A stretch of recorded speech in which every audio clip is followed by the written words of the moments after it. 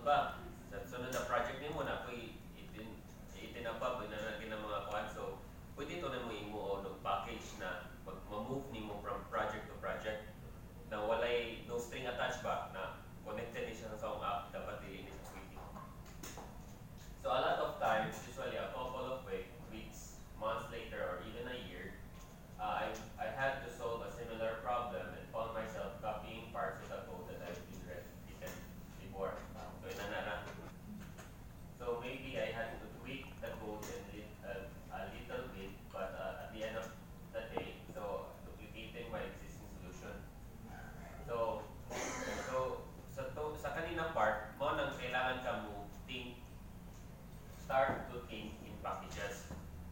So, paminaw nimo ang kanisya na problem nimo karon is makreita nimo solution pero sure ka next time mag-exist ra gyapon siya. Then at the same time, ang community or ang PHP community walay solution para ana, pwede ka mo build og solution. Maka-contribute ka at the same time di mo ginamahog iba na ibaw ang imong gibuhat. So naapay mga sige open source man nimo ma-resolve ito mga issues underlying ay na ana. So kasi nakagamit og AMQP dani queuing protocol. Isa pa. So ha? So murag ginana so pops up nga ba? Sa Pops up. Oh, bali murag pag communicate ang server to server mo na siyang AMQP. So later lang that. So here's the advantage sa mo gamit og kanang package. You structure your code so that it becomes more manageable. Your code becomes easier to test.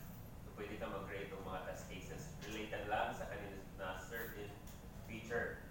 Next is you can document packages easier than a full-blown application.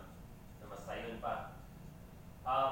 Reusable software components for future use and open source your code and benefit from the PHP community. Okay. So karon ganahan ko kamo guys let's start thinking of a problem we have that is kanang repeating siya na problem ba. So based sa akong istorya ganiha sa karon inyo kakode mo tanan na may mga problems na repeating sa Ba? ikaw Bright ikaw by Doral Ba kay kuan ba? Sa custom development na ano, dili ra sa Laravel ha. One kuan jud repeating problem nga akong makuha no is ang pag-implement sa subscription model sa billing na galit nga part sa nagkuhan user no as billing. So usually magod ang mga apps nga akong gihimo is na subscription nga part, meaning you kani nga mga features kay ma-activate ra once the user starts paying. So kana siya nga part kay ang common jud na siya like upgrade ka og subscription nga plan unsa included nga features ana niya pagpila na siya subscription po pwede sa siya like monthly for example or annually or custom nga kuan na nagalit. So every customer jud nga magpahimo og app no ganahan sila maka-manage sila na. And ang usually kay kapoy na ba ara ko kapuya naman ani sige mo himo ani himo ko ani sa kaning app bali sa ako din pero wala din kinapitan na existing solution online. Wala ba kay usually ang mga solution no like if mo gamit ka og provider like kung sa man yung nabawaan nga payment provider nga ginagamit Stripe no which is pretty common wala man sila himo og kuan na nga mag-implement ana nga features sa imong app tagaan ka nila og kuan API mga example nga mga codes explain nila unsa ang subscription nga workflow unsa diri sa akong pag-renew sa akong pag-cancel mga inana. Pero sa business na side sa imong app ikaw jud mag-manual og implement ana.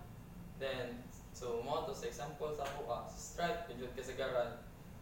Pero naka-try sad ko nga dili na Stripe ang gigamit like lain nga customer kay di man sila fan sa Stripe so they're using Braintree makita ra gyapon nimo ang kuan similarities bisag lain sila nga provider no, ang concepts ug ang kuan, so mo na siya gamit kayo nga maghimo ka og brag kuan ba package niya, maghimo lang kag interface no nga mo implement sa inaning kuan bisag lain na sila nga provider, ang imong paggamit sa tawag ni mga methods kay common jud, so di ka mawani ba subscribe ana pass lang ana bisag stripe man na bisag braintree pa na don't care basta subscribe Pero yun sa siya. karon wala pa nimo siya gitry og create og package.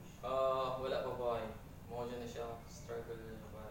So I think same sa katong giniwan Doral. So inana ang one the way ka puting dapat ang mga existing na mga companies or solution provider or open source community na gabuhatan na small tong ipang yaw-yaw ganihan ninyo. So Dian Code, Spotty, o Titan ko.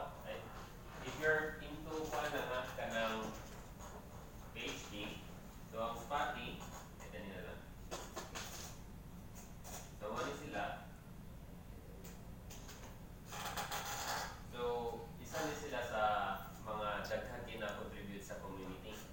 Okay, ang sa kuwasa na part, every time mag-develop og isa ka app, dili na mi maghimo custom solution ana. Mangita mi dito sa una og package na magamit. Kung walay makita, mag-create mi og package. Pero dili na mo kuan under man mi sa client, so ang style na mo i-privatize na mo to siya na package. Reassure me if ever buod, pwede ka na mo siya i-extract sa client na logic din, mabutang din siya sa open source na community. So, kuan lang, brief na understanding kung kinsa ni sila, Spotty. So, one is ang Spotty, silang open source na packages, kay ang download is 48 million na. So, ang ambot kung nagagamit na buwan ng upan nilang igamit, lagi pang himo, activity logs, kung sa may mga sikat na Spotty. Laravel permission. O Laravel permissions, kung sa mga ang katong ignition, lahat to. So, mo na nakanindot sa kanang package ang imo na naonsad na maghimo ka.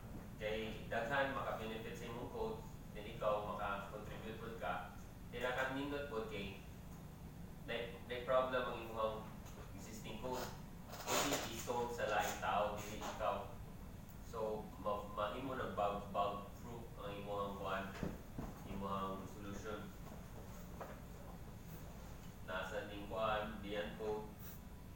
So sila gina mag-partner, Spotty and Dian Code. So dapat yun. In addition sa mong storya, if pili ka rin mong package, nila kay so, tanawon ninyo ang community support kung kuhan ba siya, record mo siya community support.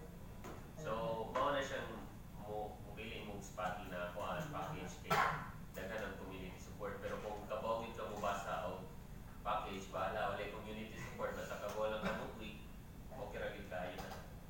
Yeah, di ba kung mo gamit for na nga case by example, ako naghimo ko sa package, no. Yeah. Kita ka problema sa akong package. Di ba? Normally nga gibuhat sa like sa open source nga thing is mo file ka og issue sa akong repo. Na mo na mong kung wala ko time na i-kung page na.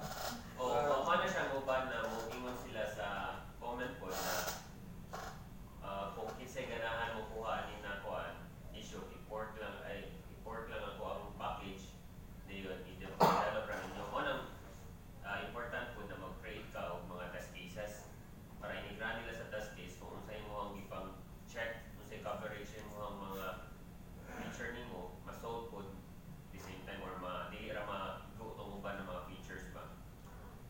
So usually ang ako may buwano is ang katong tagya sa package kasagaran sila mo check lang sa mga PRs. Ang kasagaran mo so isang community ra gyud. Maski si Taylor as well, dili naman siya ka-code sa iyang Laravel. Daghan naman lang kay mo PR sa iya, then i-merge lang to niya. Kung dili niya dawaton, decline na niya ang imong PR. Ang hard feelings. Pareha niya, Laravel dump server, nana ni siya sa Laravel